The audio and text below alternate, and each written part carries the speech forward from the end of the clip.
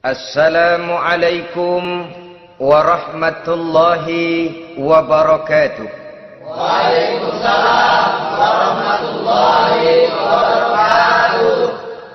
Bismillahirrahmanirrahim. Alhamdulillahi rabbil alamin. Wal aqibatu lil muttaqin. Wala udwana illa 'alal zalimin.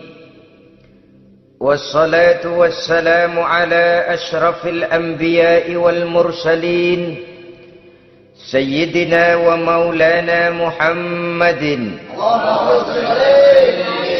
وعلى آله وأصحابه المجاهدين الطاهرين أما بعد. Saudara-saudara kaum muslimin rahimakumullah. Salah satu kelebihan makhluk bernama manusia, yaitu bahwa Allah subhanahu wa ta'ala menghiasi hidup manusia ini dengan syahwat atau yang lazimnya kita sebut sebagai hawa nafsu. Inilah tenaga yang merupakan daya dorong yang melahirkan dinamika dalam kehidupan manusia, yang menyebabkan terus-menerus terjadinya perkembangan dalam sejarah peradaban dan kehidupan manusia. Hawa nafsu bisa melambungkan seseorang kepada puncak kejayaan, dan hawa nafsu dapat menenggelamkan seseorang ke dasar jurang kehancuran yang paling dalam. Pada surah Ali Imran ayat 14, Allah subhanahu wa ta'ala berfirman, A'udzu billahi minasyaitonir rajim.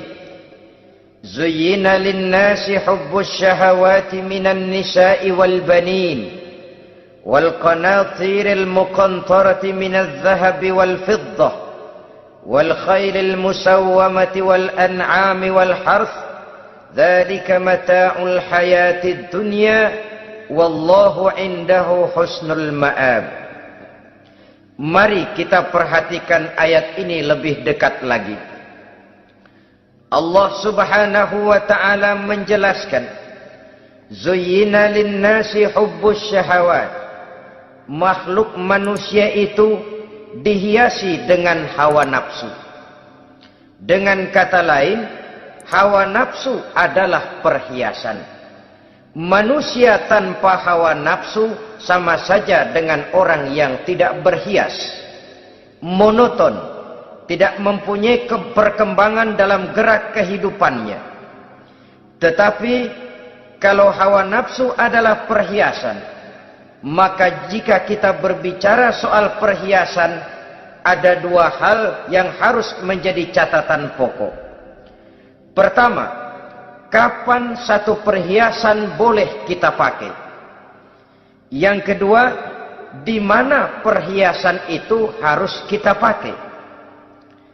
Kalau saudara berdandan rapi, pakai sepatu dengan kaos kaki, celana, jas, pakai dasi segala macam, tapi itu saudara lakukan pada saat saudara akan pergi ke WC, maka saudara sudah memakai perhiasan tidak pada waktu yang tepat. Begitupun sebaliknya, kalau jam tangan saudara pakai di kaki, kopiah saudara pasang di kaki, lalu sepatu naik ke atas jidat, maka saudara memakai perhiasan tidak pada tempatnya yang tepat. Demikian juga sifat yang bernama nafsu. Kapan dia boleh diperturutkan, di mana dia boleh disalurkan, adalah tugas daripada agama untuk mengatur syahwat atau hawa nafsu. Lihatlah kehidupan malaikat.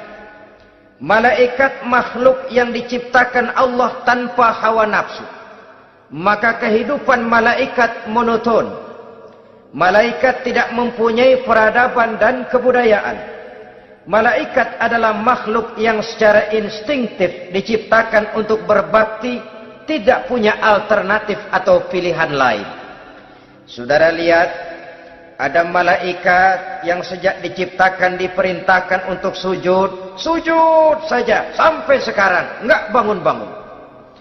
Ada malaikat yang sejak diciptakan diperintahkan untuk tasbih, tasbih saja, yang lain tidak. Ada malaikat yang sejak diciptakan diperintahkan mencabut nyawa, nyawa saja urusannya, yang lain tidak. Pekerjaannya monoton. Tetapi memang karena tidak ada hawa nafsu, tidak ada kecenderungan malaikat untuk nyeleweng. Belum pernah kita dengar misalnya ada malaikat Jibril korupsi ayat. Ini kelihatannya ayat bagus ini, nggak usah disampaikan kepada bawahan Muhammad, dipakai sendiri saja. Tidak. Kita belum pernah dengar malaikat maut keliru mencabut nyawa orang yang belum waktunya modar. Belum pernah. Malaikat itu ibadun mukramun la ya'sunallaha fima amarahum wa yaf'aluna ma yu'marun. Maka kehidupan malaikat adalah monoton. Dinamika tidak ada, peradaban dan kebudayaan juga tidak ada. Andai kata bumi dan seluruh isinya diserahkan kepada malaikat untuk mengisinya, barangkali saudara tidak akan pernah kenal jembatan Semanggi, saudara tidak akan pernah kenal Monas, gedung-gedung bertingkat, gedung-gedung pencakar langit. Semua yang menggerakkan itu adalah karena manusia mempunyai hawa nafsu. Nah, kemudian pada kalimat berikutnya Allah memberikan rincian. Apa nafsu kepada apa yang paling menonjol dalam kehidupan manusia itu? Pertama, minan nisa, hawa nafsu kepada perempuan. Ini tentu yang ditujukan laki-laki. Dimanapun saja makhluk bernama laki-laki, kalau dia normal, tidak impoten, mesti suka kepada perempuan. Itu wajar, bin pantas alias normal. Tetapi tadi saya katakan di awal, nafsu kepada perempuan adalah perhiasan. Kapan makainya, di mana makainya, itulah tugas agama memberikan tuntunan dan aturan. Saudara-saudara kaum muslimin rahimakumullah, nafsu kepada wanita dapat mengantarkan seseorang kepada puncak kejayaan, tapi nafsu kepada wanita bisa menenggelamkan seseorang ke jurang kehancuran. Bergantung kepada latar belakang apa yang mendorong timbulnya syahwat tadi.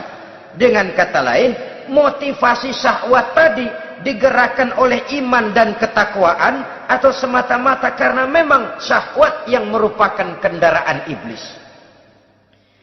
Penyelewengan pertama yang terjadi dalam sejarah kehidupan manusia adalah penyelewengan yang dilakukan oleh Nabi Adam alaihissalam pada saat ia memetik buah huldi. Kenapa itu dilakukan oleh Nabi Adam? Karena terdorong oleh rasa sayang dan cinta kepada istrinya Hawa. Sebenarnya Hawa lah yang merajuk, Siti Hawa lah yang membujuk, dan Nabi Adam oleh karena syahwatnya kepada istrinya memperturutkan bujukan Siti Hawa itu. Peristiwa Nabi Adam ribuan tahun yang lalu akan terus relevan sampai ke zaman kita sekarang ini. Berapa banyak orang-orang yang karena terlalu ingin menyenangkan istrinya, lalu tidak segan-segan melakukan perbuatan yang menyimpang, baik itu merugikan orang lain, merugikan masyarakat, bahkan merugikan bangsa dan negaranya. Seorang pedagang tidak akan segan-segan menipu. Sebaliknya pun begitu. Tidak jarang wanita di dalam kelemahannya bisa menenggelamkan dunia. Seorang suami yang jujur, polos, lugu, sederhana bisa jadi koruptor ulung karena didorong-dorong oleh istrinya. Istrinya barangkali bisa saja dibakar-bakar oleh tetangganya. Suaminya jujur, sederhana, kepala bagian, tempatnya basah tapi melarat.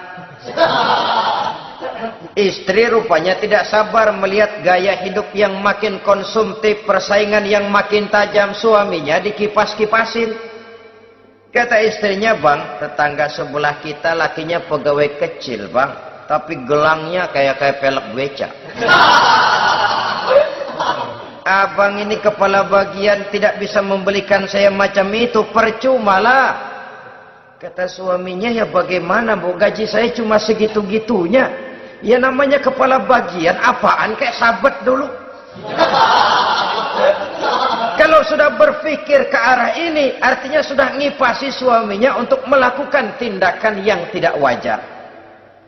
Saudara-saudara kaum muslimin rahimakumullah, sejak zaman klasik sampai kepada zaman kita sekarang ini, kita melihat kecenderungan syahwat kepada wanita ini. Julius Kaisar yang katanya gagah perkasa, ternyata tunduk di bawah kaki Cleopatra. Napoleon Bonaparte, the Lion of Europe, singa daratan Eropa, luas kekuasaannya, gagah perkasa tentaranya, kepada siapa dia tunduk? Ke bawah kakinya Margaret Josephine.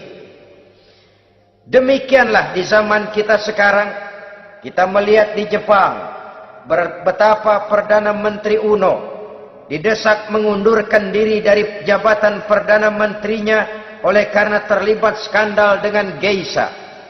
Kita juga melihat di Amerika betapa Senator Gary Hart dari Partai Demokrat yang masih muda, jenius, diharapkan masa depan Amerika lahir dari tangannya, terpaksa mengundurkan diri dari calon presiden oleh karena terlibat skandal dengan Donna Rice. Kita juga menyaksikan betapa parlemen dan kabinet di Inggris sempat geger oleh karena skandal Pamela Bordes, pelacur kelas kakap yang melanglang buana mencari sasaran-sasaran kakap. Ini adalah kisah kejatuhan yang diakibatkan oleh hubbus syahawat minan nisa. Oleh karenanya benar jika Nabi kita menyatakan an-nisa'u imadul bilad, wanita adalah tiang negara. Jikalau baik wanita, baik negara. Jikalau rusak wanita, hancur negara. Kalau syahwat kepada wanita cuma semata-mata karena syahwat, maka seorang laki-laki akan memandang wanita cuma sekedar alat pemuas hawa nafsu. Nilainya rendah. Sedangkan agama kita mengajarkan ma akraman nisaa illa karimun wa ma ahanan nisaa illa laimun, kata Nabi. Tidak akan menghormati kaum wanita kecuali orang-orang yang terhormat, dan tidak akan merendahkan derajat kaum wanita kecuali memang orang-orang yang rendah moralnya. Dengan kata lain, apabila syahwat minan nisa ini dilandasi dengan semangat iman dan ketakwaan, maka kehidupan Rasulullah sallallahu alaihi wasallam sungguh menjadi figur dan contoh dalam kehidupan kita. Perkawinannya bukan karena wajah yang cantik semata-mata, tapi lebih merupakan nilai ibadah kepada Allah Subhanahu wa taala. Dengan demikian, kecenderungan kepada hubbus syahawat minan nisa dikontrol oleh nilai iman. Barometernya, tolok ukurnya adalah iman. Di zaman sekarang banyak kasus kawin campur yang pada akhirnya akan membingungkan kita sendiri. Padahal Al-Quran secara jelas dan tegas memberikan bimbingan. Orang itu kalau sudah, kata Imam Syafi'i, wa ainur ridha an kulli aibin kalilatun kama anna aina suhti tubdil masawiya. Mata kalau dibalut cinta dia buta terhadap nista, tapi mata kalau dibalut benci hanya melihat yang keji-keji saja. Biasanya cinta kepada wanita memang bisa menimbulkan dorongan yang positif, tapi juga bisa membuat seseorang buta sama sekali. Dorongan yang positif paling kurang dari segi penampilan. Coba lihat lelaki kalau lagi demen perempuan, lenjeh banget kan? Sisiran rambutnya rapi, teriskaan bajunya lancip, sepatunya mengkilat, kantong celananya tebel, perkara anduk isinya bukan soal.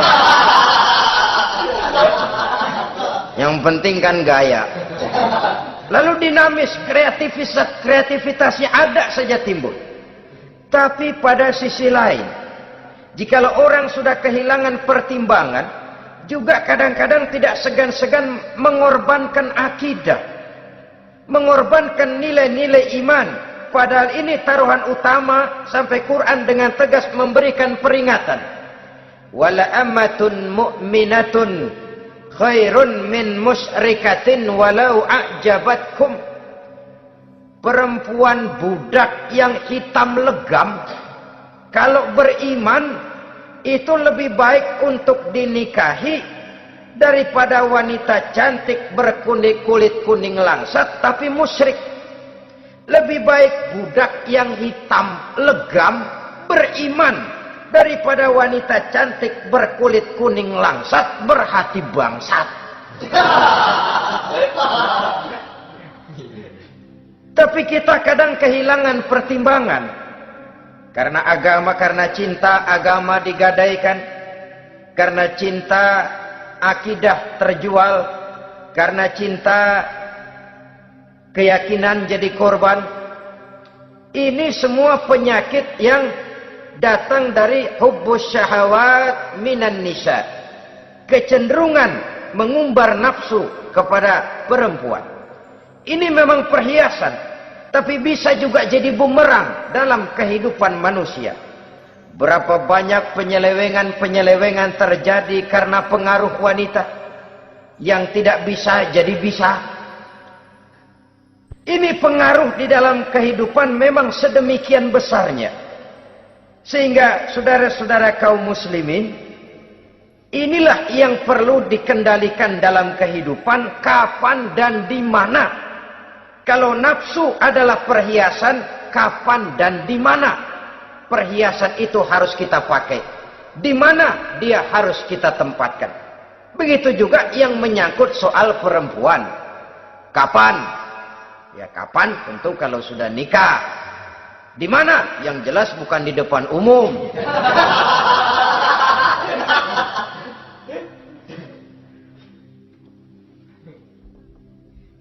Ini nafsu yang pertama, minan nisa.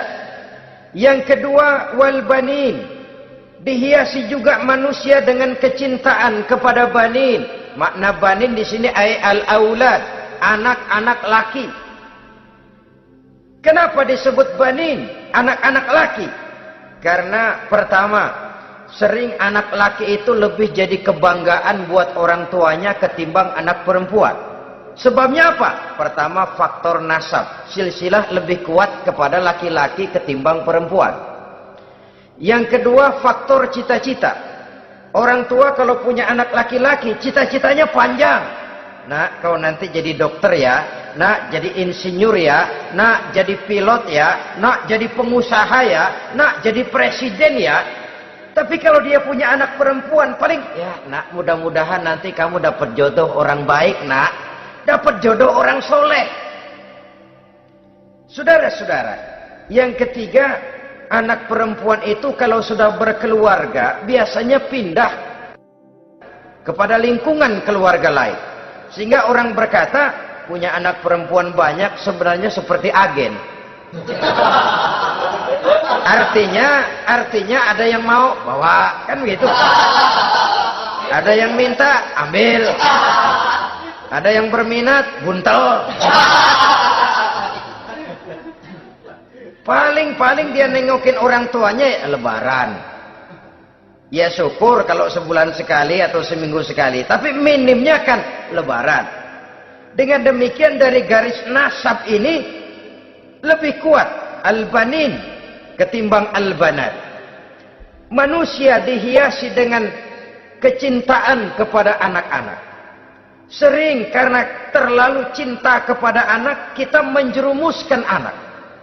Terlalu sayang kepada anak, segala maunya kita perturutkan tanpa kendali dan kendala. Akhirnya sifat yang demikian itu malah mendorong anak untuk manja, tidak percaya kepada kemampuan yang dimilikinya, selalu mengandalkan kepada kebesaran, kemampuan daripada orang-orang yang dibanggakannya itu, dan dalam kondisi demikian kedewasaan dan tanggung jawabnya akan lambat berkembang. Maka Allah Subhanahu wa taala memperingatkan bahwa harta dan anak bisa menjadi fitnah. Dalam ayat lain Allah juga memperingatkan, ya ayyuhalladzina amanu la tulhikum amwalukum wa auladukum an dzikrillah. Wahai orang-orang yang beriman, jangan sampai hartamu dan anak-anakmu memalingkan kamu daripada mengingat Allah. Jangan sampai kesibukanmu kepada anak dan harta benda menyebabkan kamu sampai lupa mengingat Allah Subhanahu wa taala. Berapa banyak manusia yang tenggelam dengan melupakan Allah, jauh dari agama, jauh dari tuntunan syariat, oleh karena disibukkan oleh persoalan anak dan persoalan harta benda. Maka satu-satunya jalan, jikalau kita tidak ingin anak kita sampai memalingkan kita daripada mengingat Allah, nilai-nilai keimanan harus ditanamkan kepada mereka sedini mungkin. Dengan bekal ini, maka mereka, anak-anak kita, insya Allah tidak akan membuat kita orang-orang tua ini berpaling daripada mengingat Allah, berpaling daripada kehidupan beragama. Memang karena anaklah kita orang tua peras keringat banting tulang, pergi pagi pulang sore cari nafkah. Karena anaklah kita orang tua, kepala jadi kaki, kaki jadi kepala. Asal mereka bisa menikmati hari depan yang lebih baik dari yang kita nikmati sekarang ini.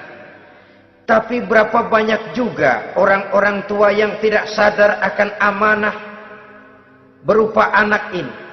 Mereka lalai, mereka bersikap masa bodoh, padahal tidak akan ada yang tidak dipertanggungjawabkan di hadapan Allah Subhanahu wa taala. Orang tua bisa mendapat pensiunan pahala kalau anaknya tumbuh menjadi anak yang soleh. Tetapi orang tua pun bisa saja masuk neraka karena anaknya menjadi anak yang kurang ajar dan orang tuanya sama sekali tidak pernah memberikan pendidikan yang sebagaimana mestinya.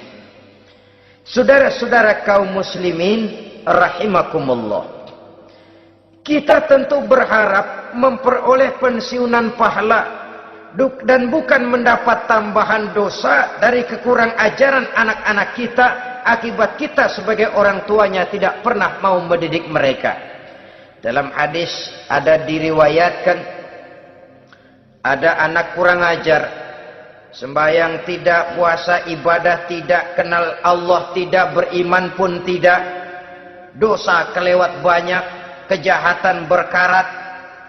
Di akhirat nanti disidang dia, ditanya, kamu kenal siapa Tuhanmu? Tidak. Kamu tahu siapa nabimu? Tidak. Kitab sucimu apa?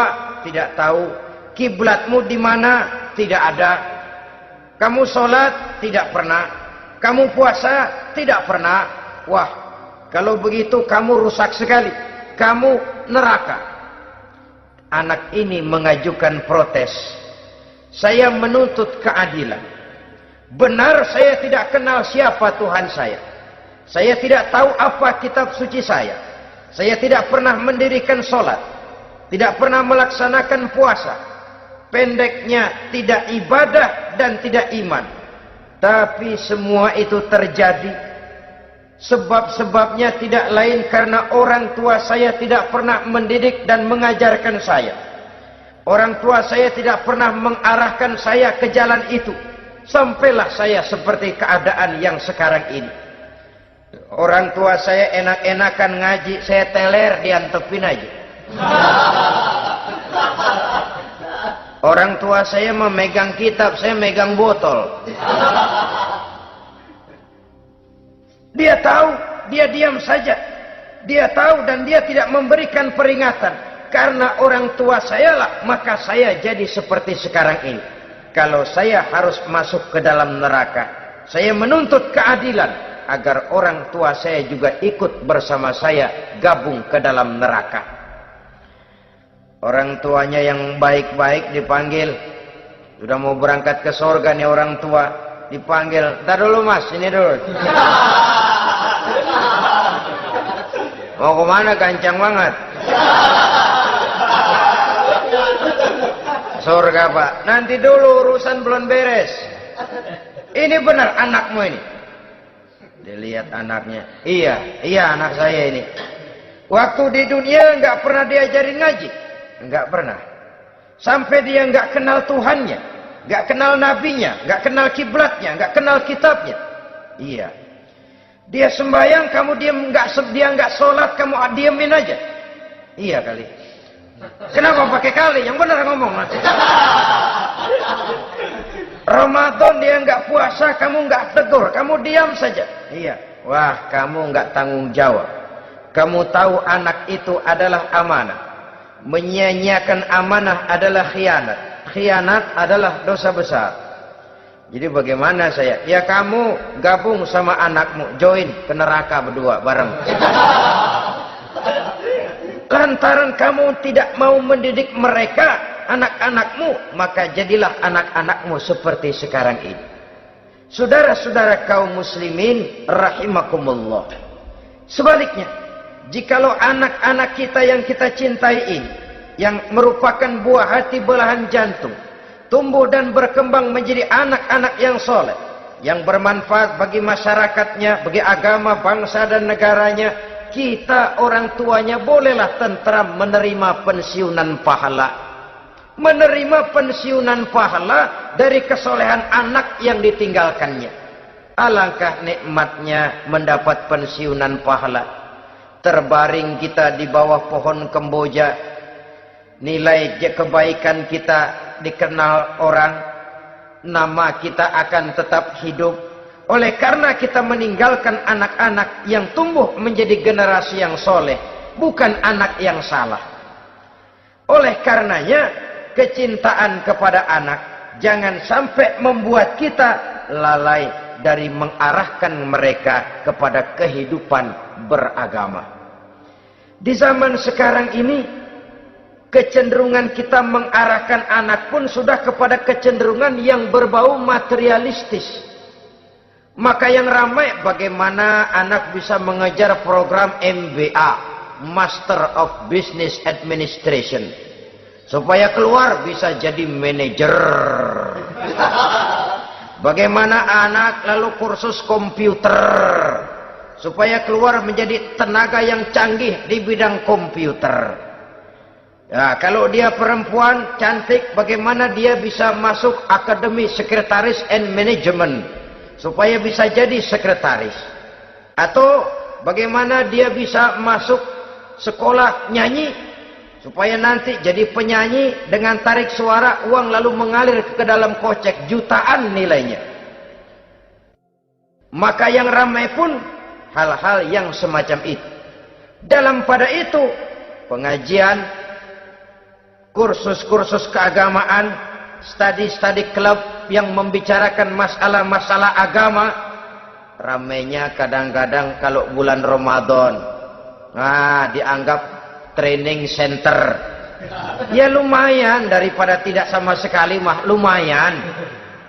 Tapi dengan demikian ini kan merupakan bagian terpokok dari kehidupan manusia.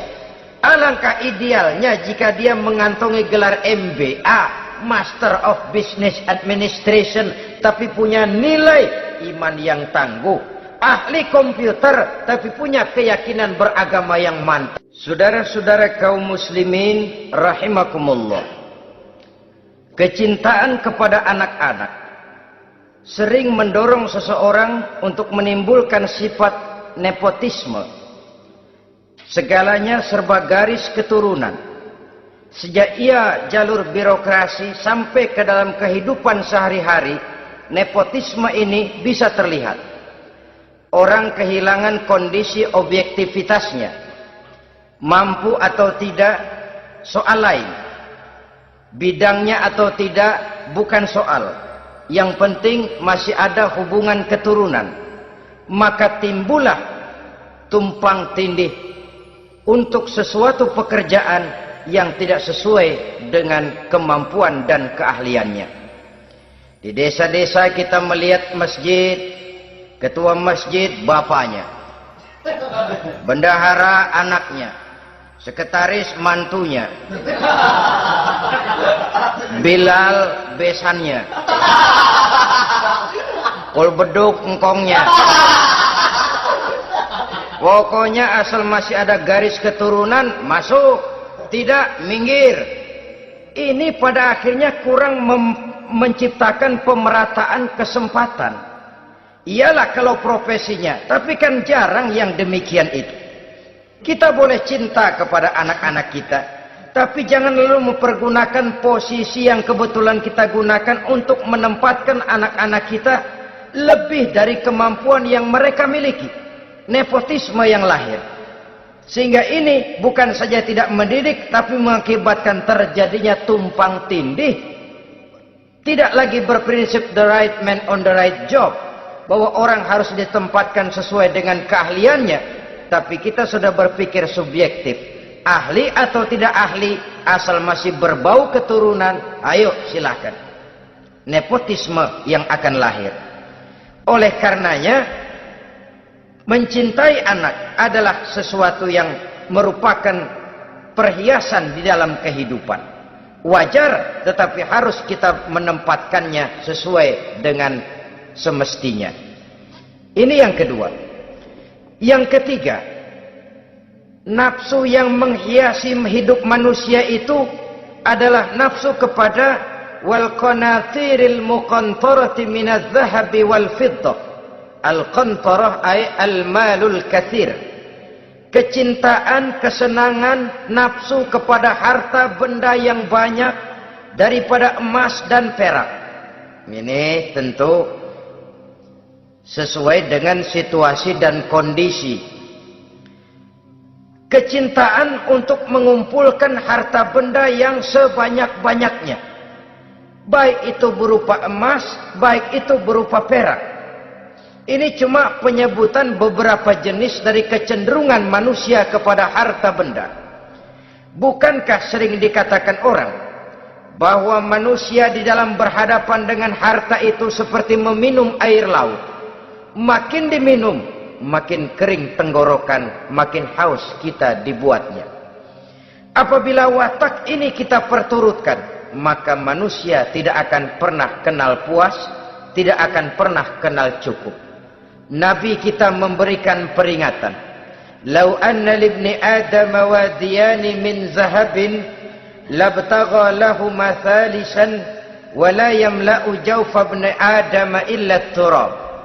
Andai kata manusia mempunyai dua buah ladang yang seluruhnya berisi emas, akan puaskah manusia? Tidak. Mereka akan cari ladang emas yang ketiga. Wala yamla'u jawfa ibni Adam illa turab. Sungguh mulut manusia ini tidak akan pernah penuh terisi kecuali kalau sudah disumpal dengan tanah. Artinya kalau sudah dia dipendam di liang lahat baru cukup. Tetapi sepanjang dia masih bergerak, masih hidup dan bernyawa, masih bisa berusaha dan berbuat, dia tidak akan pernah mengenal puas. Ini akan mendorong manusia terjebak kepada menghalalkan segala cara untuk mencapai tujuan. Yang penting kaya, kan begitu. Dan cepat. Sebab sekarang orang sering motong kompas. Yang penting kan cepat kaya. Soal cara, kalau jujur aja mah, sampai kapan mau kaya? Perkara itu renten, bukan soal. Perkara itu judi, tidak jadi masalah. Perkara itu korupsi menyangkut hak orang banyak, bukan soal. Yang penting cepat kaya. Dan anehnya lagi, tidak malu menumpuk kekayaan dengan cara yang tidak wajar. Ya kan orang hidup bermasyarakat tuh bisa dianalisa tuh. Emang usahanya apa sih? Gajinya sebulan berapa sih? Kok bisa gitu-gitu bener sih? Dari mana sih? Secara langsung orang tidak berani bertanya, tapi dari mulut ke mulut akhirnya tersebar jadi rahasia umum. Si Ano kan punya ano, dia ano, anonya seano.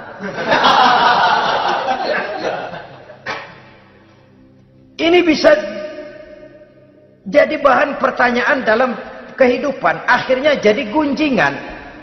Orang sudah tidak terlalu peduli dari mana kekayaan itu diperoleh, yang penting kaya. Dengan menghalalkan segala macam cara, terjebaklah ke dalam cara-cara mafia, terjebaklah ke dalam cara-cara yang tidak wajar, tidak bijaksana, memperkuat klik, clean, dengan menghantam yang lain. Saudara-saudara kaum muslimin rahimakumullah, bahwa manusia punya nafsu ingin kaya itu boleh. Boleh. Agama memberikan tuntunan, memberikan aturan. Tidak hanya sekedar asal kaya, tidak hanya sekedar asal banyak harta. Malahan hadis menyatakan, kalau saudara diberikan umur panjang, pertanyaan akhirat cuma satu kok. Umurmu kau habiskan di mana?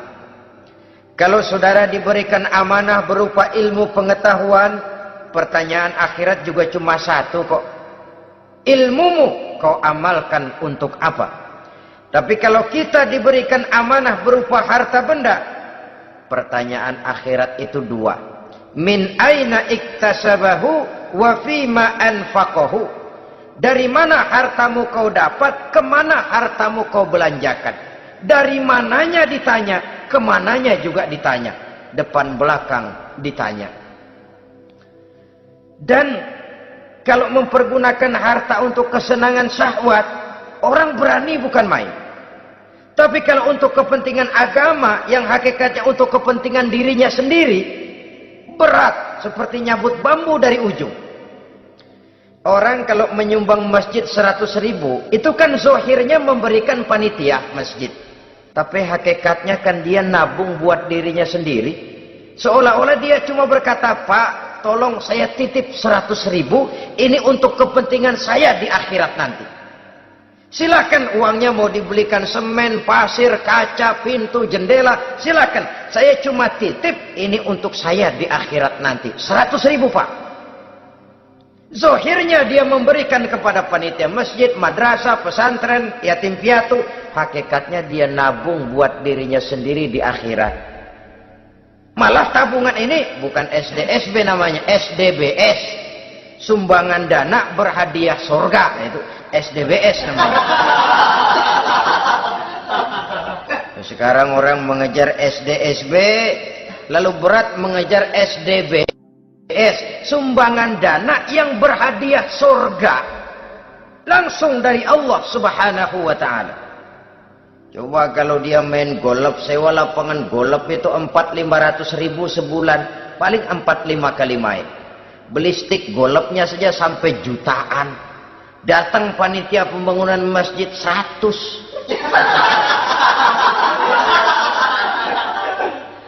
Minta didoain masuk surga lagi. Surga 100.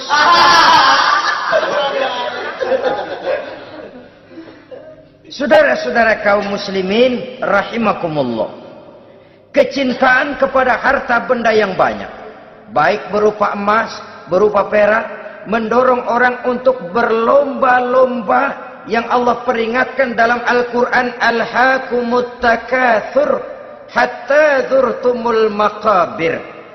Kamu telah lalai akibat kamu berlomba-lomba memperbanyak materi dunia. Hatta zurtumul maqabir, sampai kamu dekat masuk ke liang kubur, baru rupanya sadar bahwa perlombaan ini tidak akan pernah sampai ke garis finish. Betapapun jauhnya rally Paris-Dakar, garis finishnya ada. Betapapun hebatnya medan yang ditempuh, buasnya gurun pasir Afrika, garis finishnya pasti ada. Itu kan rally yang terbuas di dunia katanya, Paris-Dakar. Tapi garis finishnya ada.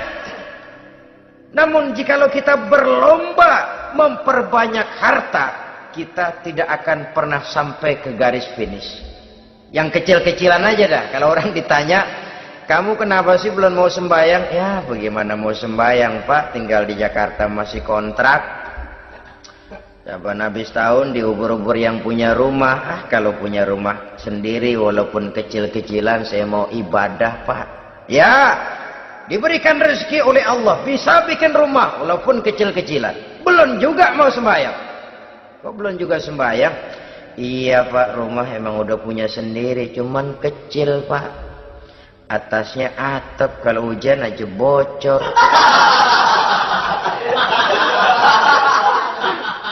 Kalau bisa bikin rumah yang permanen Pak, tenang, saya ibadah, sembahyang saya rajin. Iyalah, diberikan rezeki, bisa bikin rumah permanen. Bagus rumahnya. Lain lagi. Iya, rumah sudah permanen, tembok, ubin. Cuman isinya belum ada Pak, perabotannya. Aduh. Kalau punya peralatan rumah tangga yang memadai, tenang, saya ibadah. Diberikan juga rezeki, bisa beli perabotan rumah tangga yang lumayan. Di atas tekelnya sudah pakai karpet, mebelnya spaghetti, tempat tidurnya alga spring bed, dan lo-pilo. Ada kulkas, ada TV, di sebelah TV ada kunci mobil. Kuncinya mobilnya.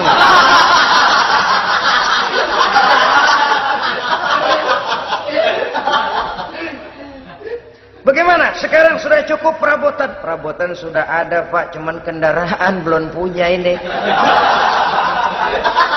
Kemana-mana masih ngukur jalanan aja. Kalau punya kendaraan enak, kemana-mana cepet Pak, mau ke masjid juga getap dah, rajin. Diberikan rezeki, bisa beli kendaraan. Lain lagi nanti, sudah punya sepeda, pengen punya motor, kepengen punya mobil, kepengen punya pesawat terbang, pengen punya kapal induk.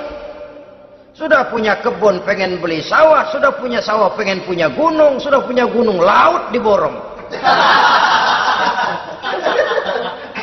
Perlombaan materi tidak akan pernah membawa kita ke garis finish, karena sifatnya sangat abstrak, bahkan akan mendorong kita seperti gurita, cenderung kepada penyakit tamak bin rakus alias serakah.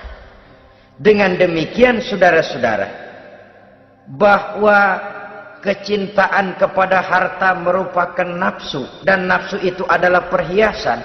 Dia bisa menjadi daya dorong positif.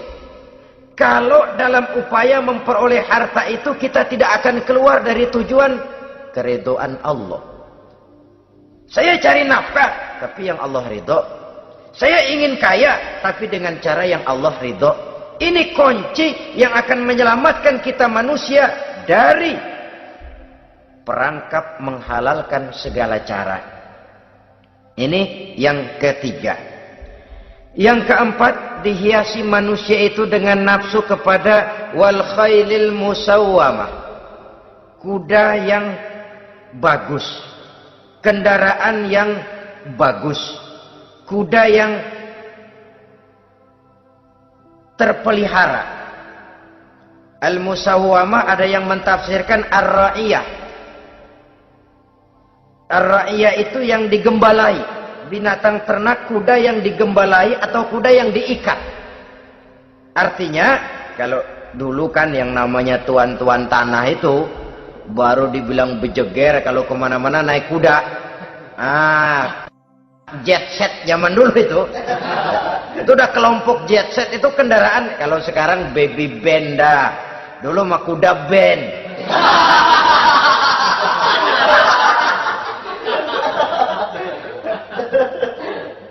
Manusia punya kecenderungan suka kepada kendaraan. Apalagi di zaman sekarang ini, wah, iklan-iklan itu kan sangat menggoda kita. Melayani segala macam bentuk penjualan. Nah, ini lalu terangsang biar duit cekak. Kalau udah ngebaca itu, wah, berani banget dah. Tahu duit nggak mungkin cukup, tapi begitu baca melayani segala macam bentuk penjualan dengan fasilitas ringan. Nah, jadi dah. Jadi juga punya mobil, jadi dah. Perkara utang itu bakal nyekek leher, bukan soal. Kasihan saudara-saudara kita di daerah-daerah yang terjebak kepada iklan-iklan merangsang yang akhirnya di luar kemampuan. Sehingga terjebak pada saat dia harus mengembalikan kredit, dia tidak mampu, barang disita, uang hangus, nyengir deh. Bekipas sembari tahlil. Habis arang besi binasa. Bahwa kita menginginkan kendaraan yang serba baik, silahkan. Tiap akhir tahun ganti merek, keluar yang baru, ganti lagi. Itu kalau orang yang mampu. Buat kita yang tidak mampu, kenapa tidak bersyukur melihat yang lebih rendah di bawah kita? Alhamdulillah kita punya mobil, tangga kita cuman punya motor. Yang punya motor, syukur kita punya motor bisa rada cepetan. Tangga sebelah punya sepeda, mana-mana kekejek mulu. Yang punya sepeda, alhamdulillah punya sepeda. Tangga sebelah kemana-mana jalan kaki. Yang jalan kaki, syukur masih bisa jalan. Teman sebelah lumpuh bertahun-tahun nggak. Yang lumpuh, alhamdulillah masih hidup. Tangga sebelah kemarin out, nggak balik lagi. Saudara-saudara, saya pikir menengok ke atas itu perlu supaya ada rangsangan kita untuk maju. Tapi menengok ke bawah pun juga lebih perlu agar kita mensyukuri yang ada dan tidak suudzon, tidak buruk sangka kepada Allah. Apa yang diberikan Allah kepada kita sekarang ini, itulah yang terbaik menurut Allah untuk kita. Saudara-saudara kaum muslimin rahimakumullah. Dahulu ada seorang pemuda, matanya buta. Dia mengeluh, ya Allah, kenapa saya dilahirkan dalam keadaan buta? Apa dosa saya? Apa salah saya? Andai kata saya tidak buta, saya melihat keindahan alam ini, saya lebih akan bersyukur kepadamu ya Allah. Nah sudah, dia berburuk sangka kepada Allah.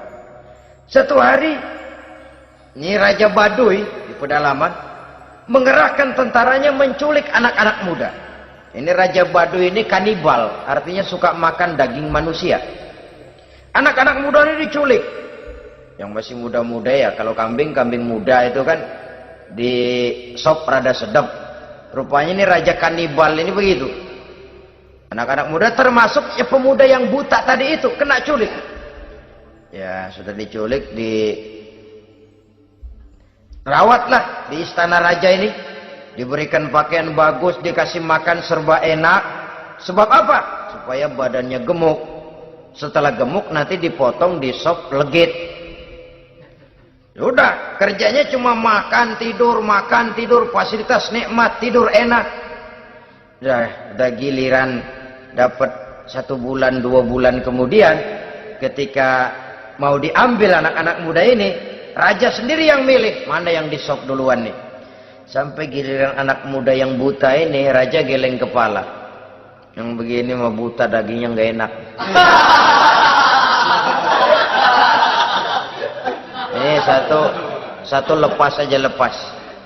Saya mau makan daging orang buta, lepas aja. Pulang ini anak muda, batinnya bersyukur, sujud syukur, ya Allah, katanya untung saya buta. Coba kalau saya nggak buta udah habis saya disop. 2 bulan yang lalu dia mengeluh, ya Allah, kenapa saya dilahirkan dalam keadaan buta? Sekarang dalam pulang ke rumah, perjalanan menuju ke rumah, dia berkata, alhamdulillah, andai kata saya tidak buta, habis badan saya disop oleh raja yang kanibal tadi itu. Saudara-saudara kaum muslimin rahimakumullah. Jadi dengan demikian pola hidup yang konsumtif sesungguhnya sangat tidak mendidik apabila dilatar belakangi oleh kemampuan yang tidak menunjang. Dengan demikian setidaknya mendidik orang untuk berkhayal. Anak-anak muda sama merek mobil ngerti banget dah, punya kagak? Ini BMW model terakhir nih, Nih, kemarin gue ngeliat di sana gue megang rame banget.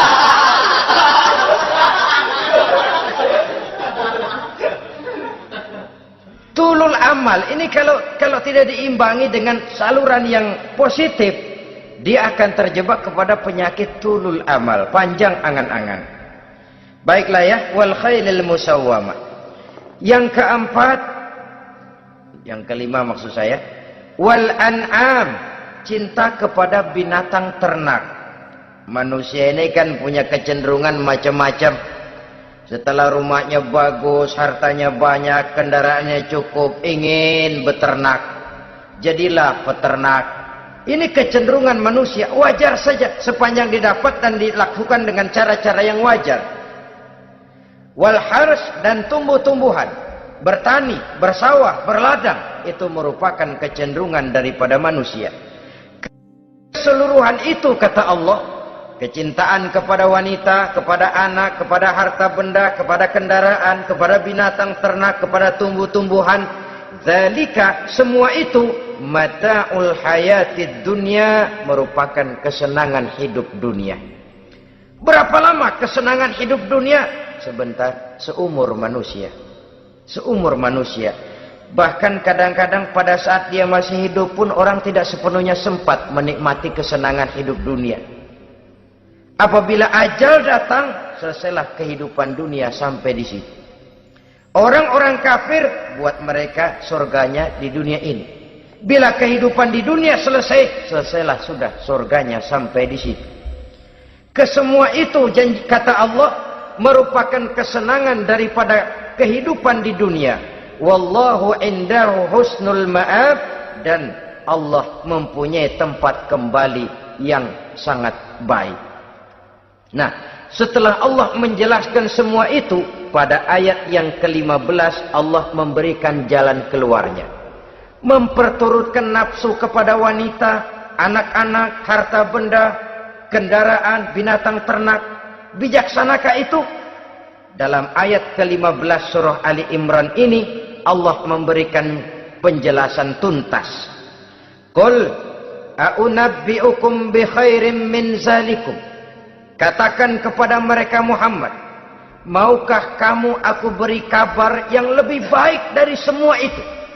Lebih baik daripada kesenanganmu kepada wanita, kepada anak-anak, kepada harta benda, kepada kendaraan dan sebagainya. Mau kamu aku beritahu yang lebih baik daripada semua itu? Jawaban tentu mau. Kalimatnya bukan ukhbirukum, a'unabbi'ukum. An-naba itu berita yang besar. Lain dengan al-khabar, itu berita biasa saja. An-naba, sehingga pembawa berita disebut nabi. Dari naba yanbi, pembawa berita yang benar. A'unabbi'ukum, maukah aku tunjukkan kepada satu berita yang benar-benar besar dan benar-benar lebih baik dari yang semua disebutkan tadi. Apa jalan keluarnya? Lillazina taqaw 'inda rabbihim jannatun tajri min tahtihal anhar. Bagi orang-orang yang bertakwa kepada Allah, mereka akan mendapatkan surga yang di bawahnya mengalir sungai. Khalidina fiha, mereka akan kekal di dalamnya. Wa azwajun mutahharah, dan mereka mendapat istri-istri yang suci.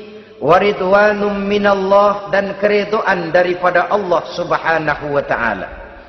Kalau kamu hai orang-orang yang beriman, kalau kamu hai manusia menyangka bahwa nafsu kepada wanita, anak-anak, mengumpulkan harta benda, kendaraan yang menarik, binatang ternak dan tumbuh-tumbuhan itulah yang lebih baik untuk kesenangan dunia. Memang itu kesenangan dunia. Tapi nih, seolah-olah kata Allah, nih, saya kasih tahu kamu, aku beritahu yang lebih baik dari semua itu. Apa? Takwa kepada Allah. Kecintaan kepada wanita. Kalau takwa dasarnya, orang nggak amburadul, nggak semrawut. Enggak, pokoknya gue masalah perempuan dan membuat terus. Tapi punya kaidah, punya norma. Demikian juga kepada anak-anaknya. Demikian juga kepada harta benda. Pokoknya asal harta, mau halal, mau haram, tekuk terus. Semuanya dilandasi oleh taqau, lillazina taqau, oleh ketakwaan kepada Allah. Nah, ketakwaan ini akan menghasilkan apa? Inda rabbihim jannatun tajri min tahtihal anhar. Melahirkan, menghasilkan surga yang di bawahnya mengalir sungai-sungai. Saudara-saudara kaum muslimin rahimakumullah, jika kita menyangka bahwa wanita bisa memberikan kesenangan, iya, kesenangan dunia. Jika kita menyangka bahwa harta benda bisa memberikan kesenangan, iya, kesenangan dunia. Jika kita menyangka bahwa kendaraan bisa memberikan kesenangan, iya, kesenangan dunia. Tapi kita tidak cuma ingin itu, kita ingin itu semua juga bisa membawa kesenangan akhirat. Caranya landasi dengan takwa. Kesenangan kepada wanita didasari dengan takwa. Maka jangan jadikan wanita cuma sekedar alat pemuas hawa nafsu. Kesenangan kepada anak-anak dilandasi dengan takwa. Maka anak-anak diarahkan kepada jalan yang diridhoi Allah. Kesenangan kepada kendaraan dilandasi dengan takwa. Maka kendaraannya selalu mengarah berjalan menuju jalan takwa, diridhoi oleh Allah Subhanahu wa taala. Kalau tidak, tuh mobil asal lempengan Ancol gancang banget dah. Tapi giliran dihadapin ke masjid, mogok melulu mobil. Urusan ngaji ada aja halangannya tuh kendaraan. Tapi kalau untuk urusan maksiat, ngebut benar-benar. Dilandasi dengan ketakwaan. Sehingga dengan demikian tidak hanya sekedar surga di dunia ini, tapi lebih-lebih di surga di akhirat nanti. Khalidina fiha, kekal. Kalau dunia ini kan zillun zail, bayangan. Hari ini kita jaya, besok kita bangkrut. Siapa yang mau menghalangi? Hari ini kita melambung, besok kita nyungsep. Siapa yang bisa menarik? Tidak kekal, berubah, temporer, relatif. Di sana kebahagiaan yang dilandasi dengan takwa ini sudah surga, kekal di dalamnya, azwajun mutahharah. Mendapat istri-istri yang suci. Suci dalam arti belum pernah dijamah orang lain. Suci dalam arti tidak pernah terkena halangan. Seperti men misalnya. Baik menstruasi atau mencret, itu tidak. Azwajun mutahharah. Konon makna mutahharah ini ya artinya juga bisa selalu gadis, bidadari itu. Selalu perawan. Tidak pernah janda. Walaupun tiap hari dipakai. Perawan terus. Dan yang lebih penting, waridwanum minallah, mendapat ridho dari Allah Subhanahu wa taala. Jadi hawa nafsu dengan motivasi takwa, itulah sesungguhnya yang dikehendaki oleh Ali Imran ayat 14 dan 15. Dengan demikian, manusia dengan ketakwaannya mengendalikan hawa nafsu dan bukan malah dikendalikan oleh hawa nafsunya. Sehingga dengan demikian seluruh fasilitas yang dimilikinya, baik itu berupa istri, anak, kendaraan, binatang ternak, harta benda, tanam-tanaman, seluruhnya semakin meningkatkan ketakwaannya kepada Allah Subhanahu wa taala. Mudah-mudahan kita bisa mencapai tingkat ini di mana kita hidup mampu dan sanggup mengendalikan nafsu, bukan malah dikendalikan oleh hawa nafsu.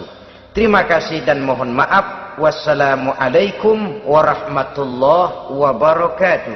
Waalaikumsalam warahmatullahi